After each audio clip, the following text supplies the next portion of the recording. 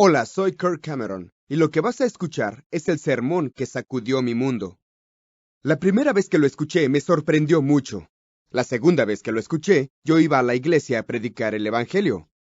Orillé el auto y yo sabía que mi vida jamás sería igual. Así de poderoso es este sermón, y me alegro que tomes el tiempo para oírlo ahora.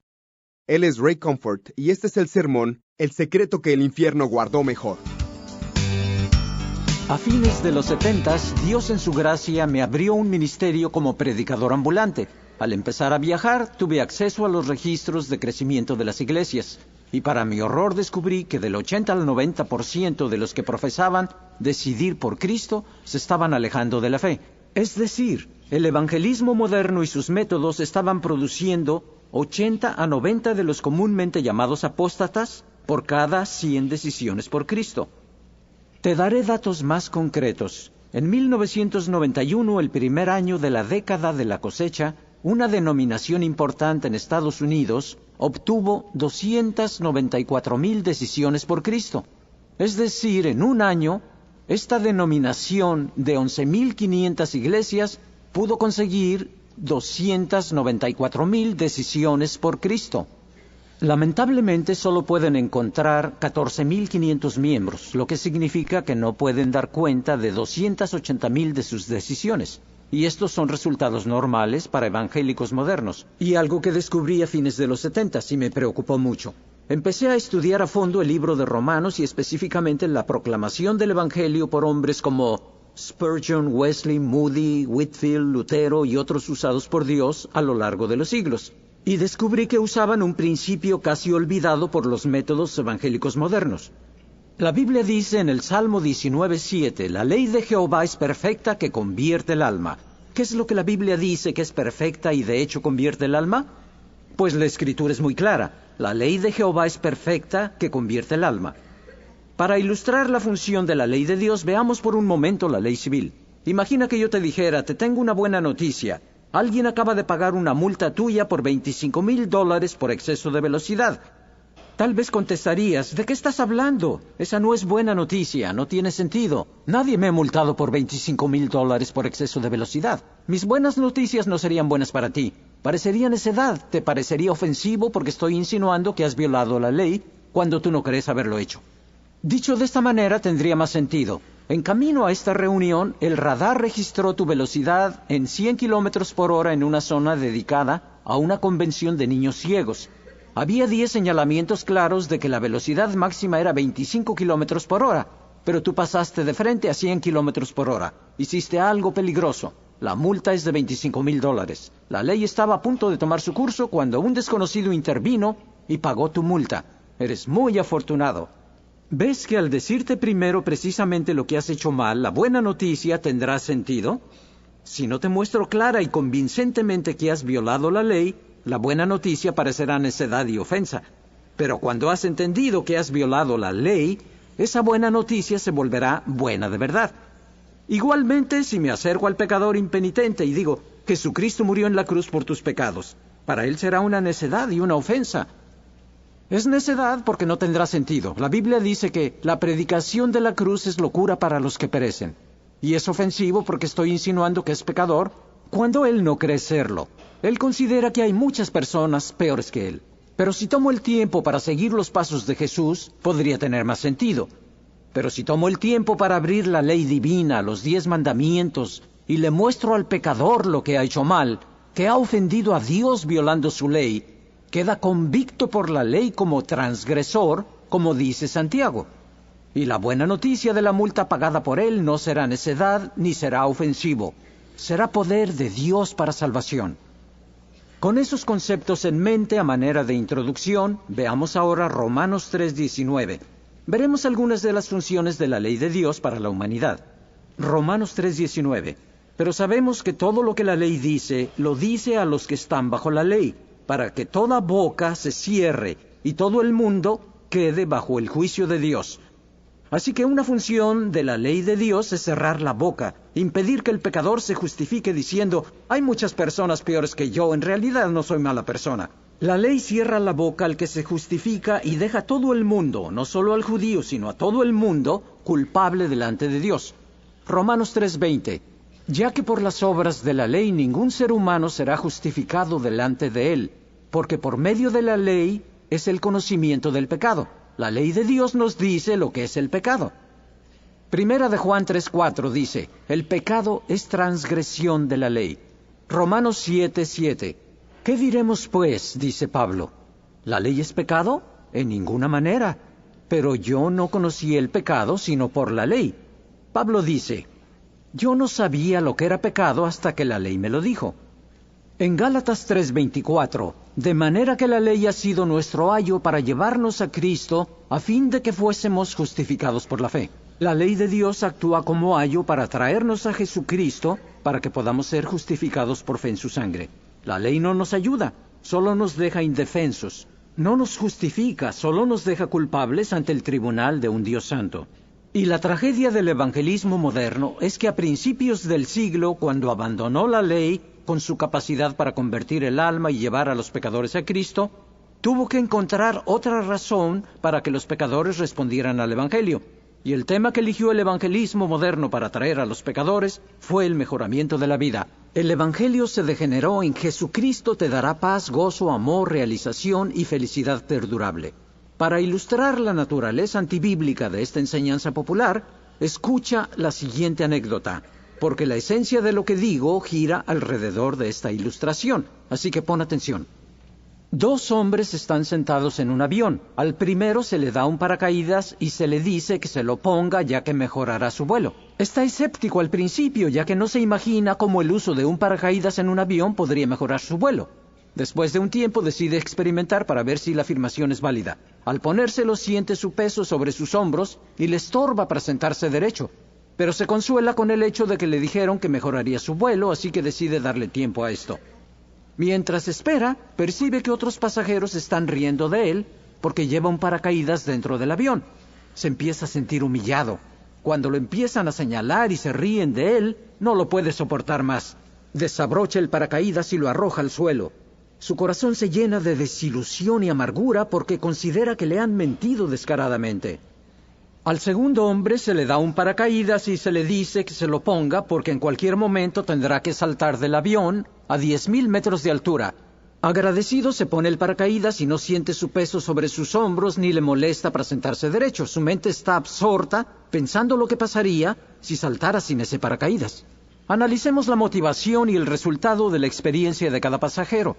La motivación del primero al ponerse el paracaídas era mejorar su vuelo. El resultado fue que se sintió humillado por los pasajeros, estaba desilusionado y algo amargado contra los que le dieron el paracaídas. Por lo que a él toca pasará mucho tiempo antes de que alguien le vuelva a poner una de esas cosas en la espalda. El segundo hombre se puso el paracaídas solo para escapar del salto que le esperaba. Y sabiendo lo que le pasaría si saltaba sin él, tiene un profundo gozo y paz en su corazón al saber que está a salvo de una muerte segura. Este conocimiento le da la capacidad para resistir las burlas de los pasajeros. Su actitud hacia quienes le dieron el paracaídas es de profunda gratitud. Escucha lo que dice el Evangelio moderno. Ponte al Señor Jesucristo, Él te dará amor, gozo, paz, realización y felicidad perdurable. O sea, Jesús mejorará tu vuelo. El pecador responde y de manera experimental se pone al Salvador para ver si las promesas son ciertas. ¿Y qué recibe? La tentación, tribulación y persecución prometidas. Los otros pasajeros se burlan de él. ¿Qué hace entonces? Se despoja de Jesucristo, está ofendido por causa de la palabra, está desilusionado y algo amargado, y con justa razón. Se le prometió paz, gozo, amor, realización y felicidad perdurable, y lo que obtuvo fueron pruebas y humillación. Su amargura se dirige contra los que le dieron las llamadas buenas noticias. Su postrer estado es peor que el primero, otro apóstata, inoculado y amargado. En lugar de predicar que Jesús mejora el vuelo, debemos advertir a los pasajeros que deben saltar del avión, que está establecido para el hombre que muera una vez y después el juicio. Y cuando un pecador entiende las consecuencias de violar la ley de Dios, abrazará al Salvador para escapar de la ira venidera. Y si somos testigos fieles y verdaderos, eso predicaremos, que viene la ira, que Dios ordena que todos los hombres en todo lugar se arrepientan. ¿Por qué? Porque Él estableció un día en el que juzgará al mundo con justicia. No se trata de felicidad, sino de justicia. No importa que un pecador esté muy feliz, que esté disfrutando de los placeres temporales del pecado. Sin la justicia de Cristo, perecerá en el día de la ira. Las riquezas para nada aprovechan en el día de la ira, pero la justicia libra de la muerte. Paz y gozo son frutos legítimos de la salvación, pero no es legítimo usar estos frutos como cebo para la salvación. Si lo seguimos haciendo, los pecadores responderán con motivaciones impuras y sin arrepentimiento. ¿Recuerdas por qué el segundo pasajero tenía gozo y paz en su corazón? Porque sabía que el paracaídas lo iba a salvar de una muerte segura. Y como creyente tengo, como dice Pablo, gozo y paz en el creer, porque sé que la justicia de Cristo me librará de la ira venidera. Recordando eso, analicemos el incidente a bordo del avión. Tenemos a una sobrecargo recién contratada. Lleva una charola de café hirviendo. Es su primer día y quiere impresionar a los pasajeros. Y vaya que lo hace, porque al caminar por el pasillo tropieza con el pie de alguien y derrama ese café hirviendo en las piernas de nuestro segundo pasajero. Y como reacción ante ese líquido hirviendo en su tierna piel, dirá: ¡Uy! ¡Eso duele! Claro, siente el dolor, pero luego se arranca el paracaídas, lo arroja al suelo diciendo: ¡ridículo paracaídas! No, ¿por qué hacer eso? No se puso el paracaídas para mejorar su vuelo, se lo puso para salvarlo del salto venidero. En todo caso, el incidente con el café caliente hace que se aferre más al paracaídas, e incluso anhele el salto.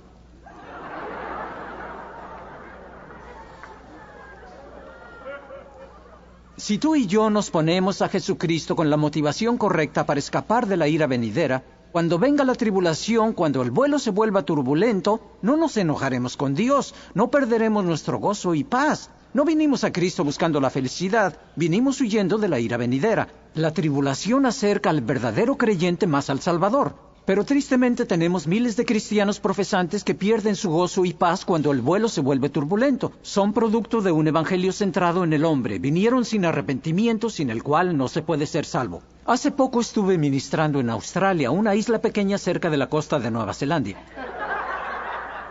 Prediqué sobre el pecado, la ley, justicia, santidad, juicio, arrepentimiento e infierno. No me vi arrollado por la cantidad de gente que deseaba dar su corazón a Cristo. El ambiente se puso muy tenso. Después de la reunión dijeron que había un joven que quería entregar su vida a Cristo. Fui allá y encontré a un joven que no podía repetir la oración del pecador porque lloraba profusamente. Para mí era tan alentador porque por muchos años padecí la enfermedad de frustración evangélica. Deseaba tanto que los pecadores respondieran al evangelio que prediqué un mensaje centrado en el hombre, que esencialmente era este: jamás tendrás verdadera paz en Cristo. Tienes un vacío en tu corazón que solo Él puede llenar. Yo predicaba a Cristo y el arrepentimiento. Un pecador respondía a la invitación y yo pensaba: oh no, este quiere entregar su corazón a Cristo y hay un 80% de posibilidades de que apostatará. Y estoy cansado de apóstatas. Más vale que me asegure de que va en serio, que de verdad es sincero. Así que me acerqué a él con un espíritu de Gestapo. Lo abordaba y le decía: ¿qué es lo que quieres? Estoy aquí para hacerme cristiano. ¿Lo dices en serio? Y dijo: sí, supongo. Está bien, oraré contigo, pero más te vale que sea en serio y de todo corazón. Y él dijo: está bien, está bien. Repite esta oración con toda sinceridad después de mí y de verdad que sea de todo corazón. Asegúrame que lo dices en serio. Dios mío, soy un pecador. Él decía: Dios mío, soy un pecador. Y yo pensaba: ¿por qué no habrá evidencia visible de contrición, de que este hombre sienta remordimiento interno por sus pecados? Y si yo pudiera ver su motivación, hubiera sabido que era 100% sincero. Su decisión era de todo corazón. Él quería probar esa cosa de Jesús para ver si podía sacarle provecho. Había probado el sexo, drogas, materialismo y licor. ¿Por qué no probar el cristianismo para ver si es lo que dicen los cristianos? Paz, gozo, amor, realización y felicidad. No huía de la ira venidera porque nadie le había dicho que existiera. Había una omisión de mi mensaje. Él no estaba quebrantado ni contrito porque el pobre ignoraba lo que era el pecado. ¿Recuerdan Romanos 7:7? Pablo dijo: yo no conocí el pecado sino por la ley. ¿Cómo puede un hombre arrepentirse si no sabe qué es el pecado? Cualquier arrepentimiento sería lo que llamo arrepentimiento horizontal. Se acerca porque les ha mentido a los hombres y les ha robado. Pero cuando David pecó con Betsabé, violó los 10 mandamientos y codició la esposa de su prójimo, vivió una mentira, cometió adulterio, homicidio, deshonró a sus padres y a Dios. No dijo: he pecado contra el hombre, dijo: contra ti solo he pecado y he hecho lo malo delante de tus ojos. Cuando José fue tentado sexualmente dijo, ¿cómo pues haría yo este grande mal y pecaría contra Dios? El hijo pródigo dijo, he pecado contra el cielo. Pablo predicó arrepentimiento y la Biblia dice, la tristeza que según Dios produce arrepentimiento, y cuando el hombre no entiende que su pecado es vertical, se acercará con un mero arrepentimiento horizontal, superficial, experimental, y se apartará cuando venga la tribulación, la tentación y la persecución. A.B. Earl dijo, he visto en mi larga experiencia que las más severas amenazas de la ley de Dios ocupan un lugar importante en el proceso de conducir a los hombres a Cristo. Tienen que verse a sí mismos como perdidos antes de clamar misericordia. No escaparán del peligro mientras no lo vean. Si intentas salvar a un hombre que se está ahogando cuando él no lo cree, no estará muy contento contigo. Lo ves nadando en el agua y piensas, se está ahogando. Te arrojas al agua, lo arrastras a la orilla sin decirle nada. No va a estar muy contento contigo. No deseará ser rescatado mientras no comprenda que está en peligro. No escaparán del peligro mientras no lo vean. Si vinieras a decirme, oye rey, este es un remedio para la enfermedad de la quejidosis. Vendí mi casa para juntar el dinero para conseguir este remedio y te lo estoy regalando. Yo tal vez reaccionaría así. ¿Qué? ¿Remedio para qué? ¿Quejidosis? ¿Vendiste tu casa para conseguir el dinero para este remedio? ¿Y me lo estás regalando? Gracias a Dios, este tipo está loco. Tal vez así reaccionaría. Si vendiste tu casa para tener dinero para un remedio para una enfermedad desconocida y me lo regalas, yo pensaría que eres muy raro. Pero si me dijeras, Rey, tienes quejidosis crónica, veo 10 síntomas concluyentes en tu piel, vas a estar muerto en 2 semanas. Si yo me convenzo de que tengo la enfermedad, los síntomas son tan evidentes y dijera, oh, ¿qué debo hacer? Y luego me dijeras, no te preocupes, hay un remedio para la quejidosis crónica. Yo vendí mi casa para conseguir el dinero para obtener este remedio y te lo regalo. Yo no voy a menospreciar tu sacrificio, lo voy a agradecer y lo voy a aceptar. ¿Por qué? Porque he visto la enfermedad y puedo apreciar el remedio. Y tristemente lo que sucede en el mundo occidental es que hemos predicado el remedio sin antes convencer de la enfermedad. Hemos predicado un evangelio de gracia sin antes convencer a los hombres de que han violado la ley y consecuentemente casi todas las personas a las que les comparto el evangelio han nacido de nuevo 6 o 7 veces. Les digo, debes entregar tu vida a Cristo. Hice eso cuando tenía 7, 11, 16, 23, 25 años. Es obvio que el tipo no es cristiano, es fornicario y blasfemo porque cree que es salvo porque nació de nuevo. ¿Qué sucede? Está usando la gracia de nuestro Dios como ocasión para la carne. No aprecia el sacrificio. Para él nada tiene de malo pisotear la sangre de Cristo. ¿Por qué? Porque nunca se ha convencido de la enfermedad para apreciar el remedio. El evangelismo bíblico siempre, sin excepción, presenta la ley al soberbio y la gracia al humilde. Jamás verás a Jesús presentando el evangelio, las buenas nuevas, la cruz, la gracia de nuestro Dios, a la persona arrogante, soberbia, farisaica. No. Con la ley, Él quebranta el corazón endurecido y con el evangelio sana el corazón quebrantado. ¿Por qué? Porque Él siempre hizo lo que agrada al Padre.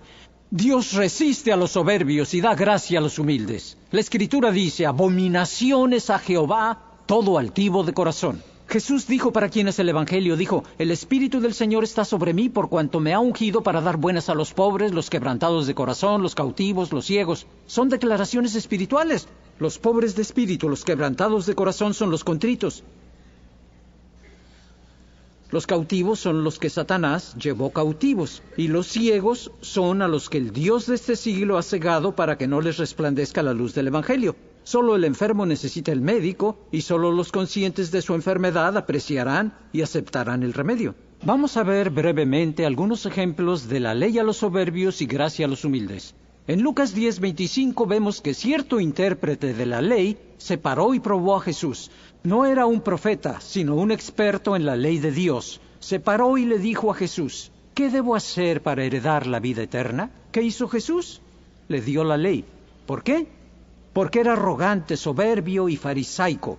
Se trata de uno que profesa ser experto en la ley de Dios y está probando al Hijo de Dios. Su pregunta era, ¿y tú qué piensas que tenemos que hacer para tener vida eterna? Jesús le dio la ley y dijo, ¿qué está escrito en la ley? Amarás al Señor tu Dios con todo tu corazón, alma, mente y fuerzas y a tu prójimo como a ti mismo. Jesús dijo, haz esto y vivirás. Entonces la Escritura dice, pero él queriendo justificarse a sí mismo, dijo a Jesús, ¿y quién es mi prójimo? La Biblia señala claramente el efecto de la ley sobre el hombre y dice, el hombre quería justificar su falta de amor por ciertas clases de personas y preguntó, ¿cuáles prójimos? Los judíos no le caían tan mal, pero tampoco los samaritanos, así que Jesús entonces le contó la historia del buen samaritano, que en realidad no era tan bueno.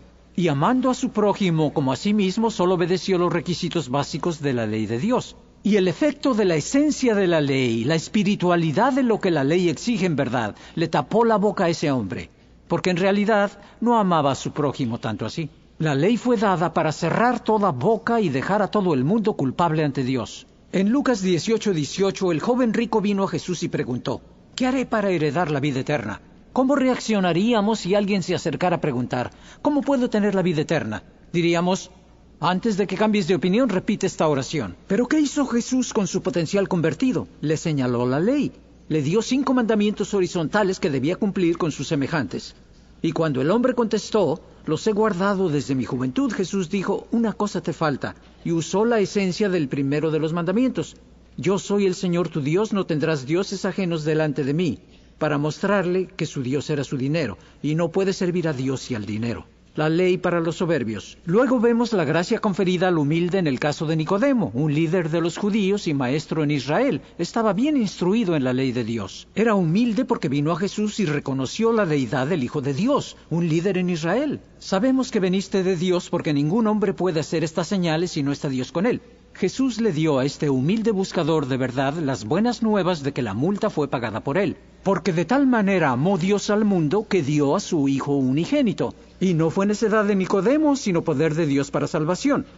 Igual en el caso de Natanael, un israelita criado bajo la ley, no solo de palabra. No había engaño en su corazón. Obviamente, la ley había sido su ayo para traer a este judío piadoso a Cristo. Igual con los judíos en el día de Pentecostés. Eran judíos devotos, piadosos, que por tanto comían, bebían y dormían con la ley de Dios. Matthew Henry, el comentarista bíblico, dijo que estaban juntos el día de Pentecostés para celebrar la entrega de la ley de Dios en el monte Sinaí. Y cuando Pedro se paró para predicarles a estos judíos, no predicó ira. La ley produce ira y sabían eso. No predicó justicia ni juicio. Solo les dio las buenas noticias de que la multa había sido pagada por ellos. Les remordió la conciencia y clamaron, varones, hermanos, ¿qué haremos? La ley era un ayo para llevarlos a Cristo para que pudieran ser justificados por fe en su sangre. Como dijo el himnólogo, por la Biblia miro que pequé y su ley divina quebranté. Mi alma entonces contempló por fe al Salvador. Primera de Timoteo 1:8 dice, pero sabemos que la ley es buena si uno la usa legítimamente con los fines para la que fue diseñada. La ley de Dios es buena si se usa legítimamente para lo que fue diseñada. ¿Para qué fue diseñada? Este versículo lo dice. La ley no fue dada para el justo, sino para los transgresores. Y los enumera. Sodomitas y fornicarios. Si quieres conducir a un homosexual a Cristo, no discutas con él respecto a su perversión. Te estará esperando con los guantes de box puestos. Dale los 10 mandamientos. La ley fue hecha para los homosexuales. Muéstrale que está condenado, aparte de su perversión. Si quieres conducir a un judío a Cristo, aplícale el peso de la ley y que prepare su corazón para la gracia. Si quieres conducir a un musulmán a Cristo, dale la ley de Moisés y despójalos de su justicia propia para conducirlos al pie de la cruz ensangrentada. Aceptan a Moisés como profeta. Oí de un musulmán que leía nuestro libro, El secreto que el infierno guardó mejor, y Dios lo salvó con solo leer ese libro. ¿Por qué? Porque la ley de Jehová es perfecta. Recuerda a la mujer que cometía adulterio violando el 7º mandamiento. La ley pedía su sangre y se encontraba entre la espada y la pared. No tenía más recurso que arrojarse a los pies del Hijo de Dios pidiendo misericordia. Y esa es la función de la ley de Dios. Pablo habló de estar encerrado bajo la ley condena. Dirás, no puedes condenar a los pecadores. Hermanos, ya están bajo condenación. Juan 3:17, el que no cree ya ha sido condenado. Lo único que hace la ley es mostrarle su verdadero estado. Damas, ustedes se identificarán con esto. Necesitas sacudir el polvo de la mesa de centro, así que lo limpias con el sacudidor. Ha desaparecido todo el polvo, luego corres la cortina y entra la luz matinal del sol. ¿Qué ves sobre la mesa? Polvo. ¿Qué ves en el aire? Polvo.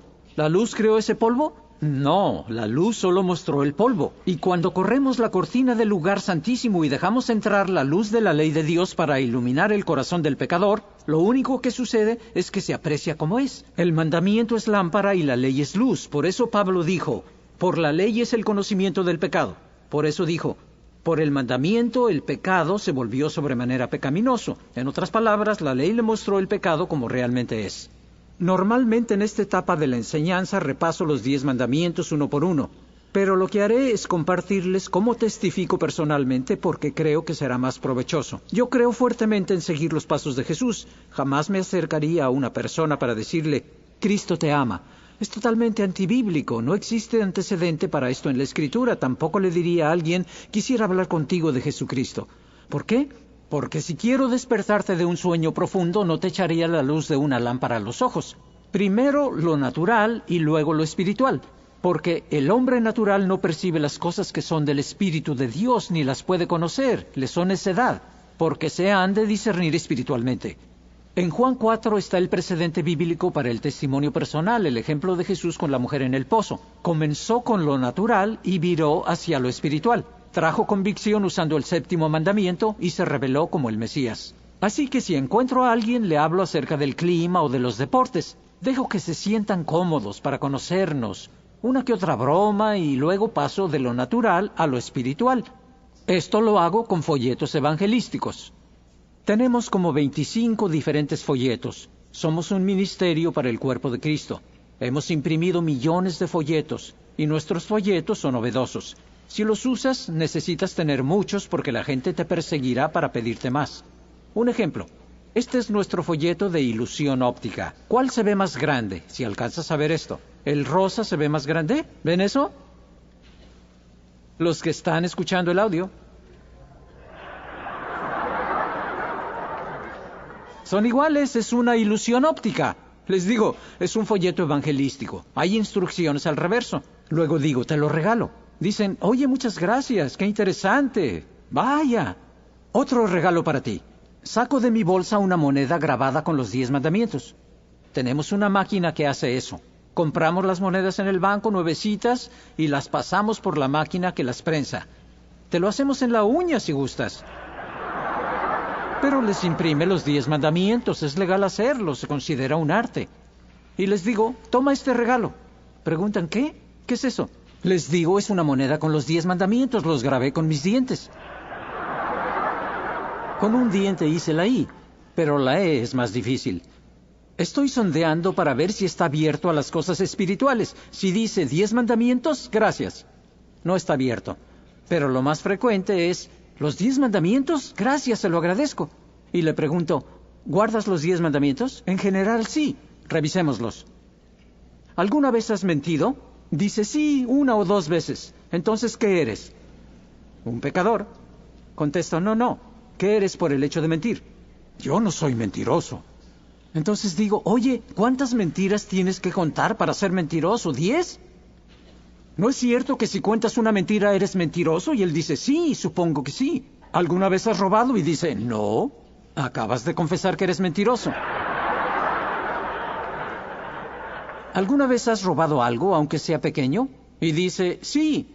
Entonces, ¿qué eres? Y dice, un ladrón. Jesús dice, si miras a una mujer con codicia, cometes adulterio con ella en tu corazón. ¿Lo has hecho? Dice, sí, muchas veces. Reconoces que eres mentiroso, ladrón y adúltero de corazón y tendrás que enfrentar a Dios el día del juicio.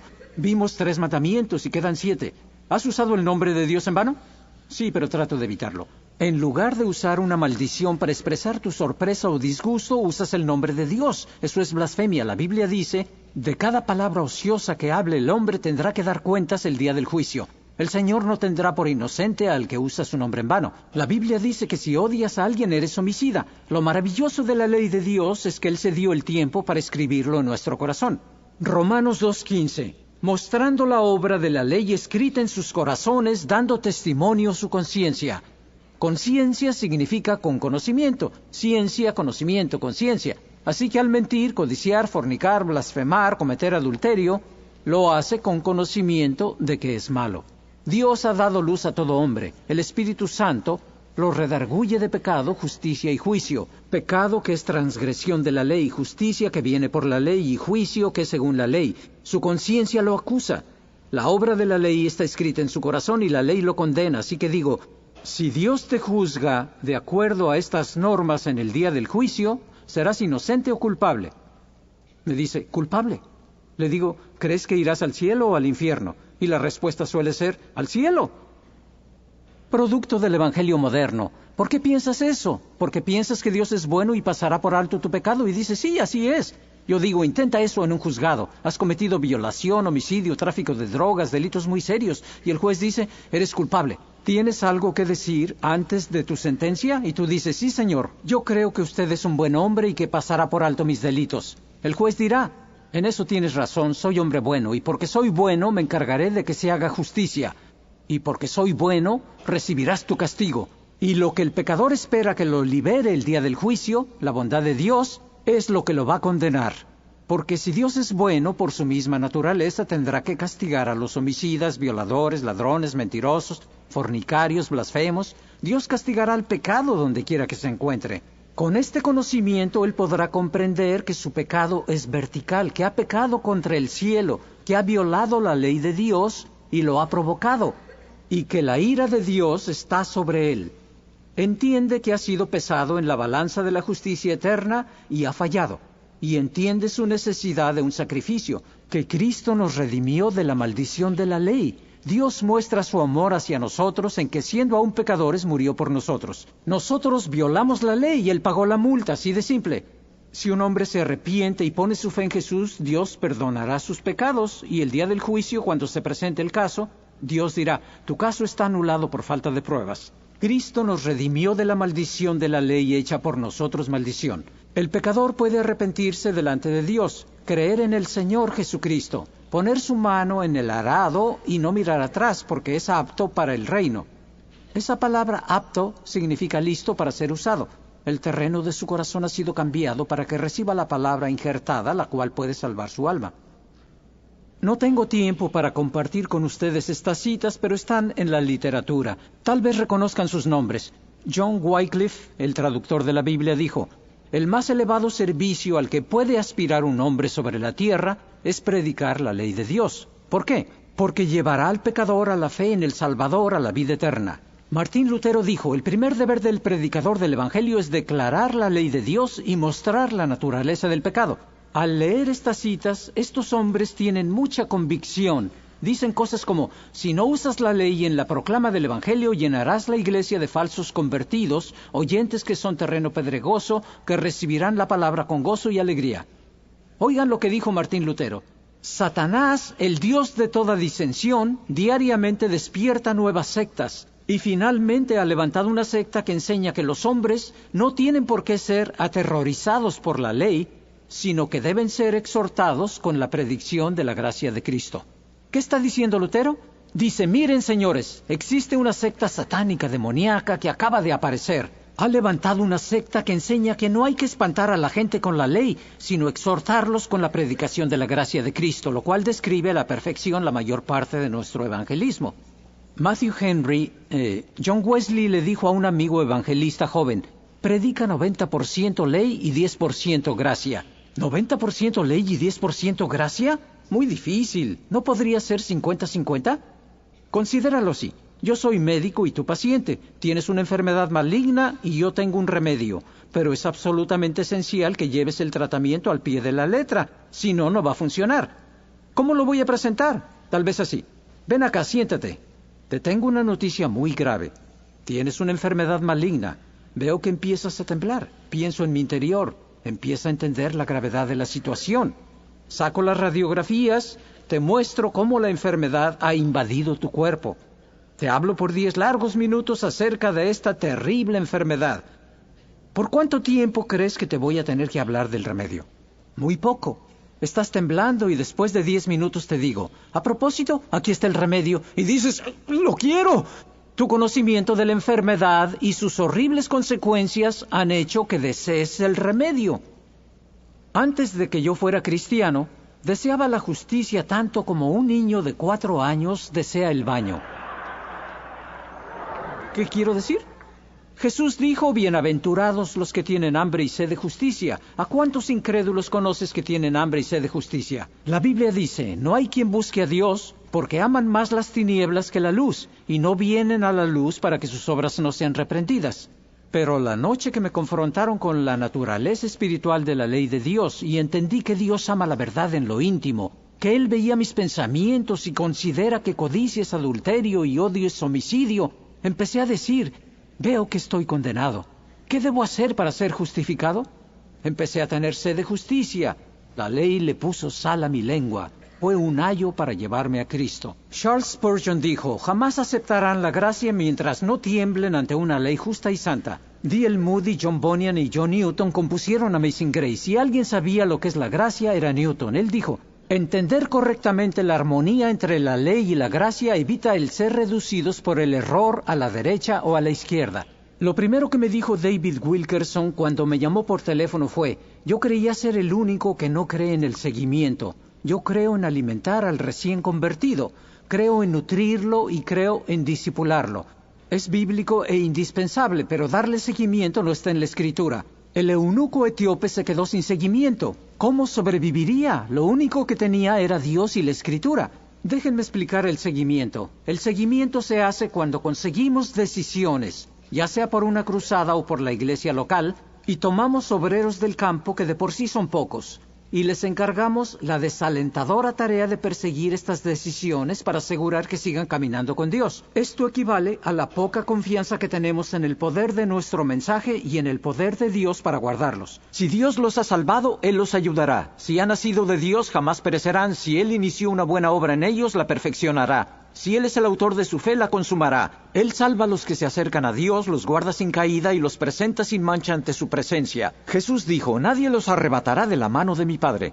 El problema es que Lázaro tiene 4 días de muerto. Podemos entrar a su tumba, arrastrarlo fuera, podemos apoyarlo, abrirle los ojos, pero apesta. Necesita oír la voz del Hijo de Dios.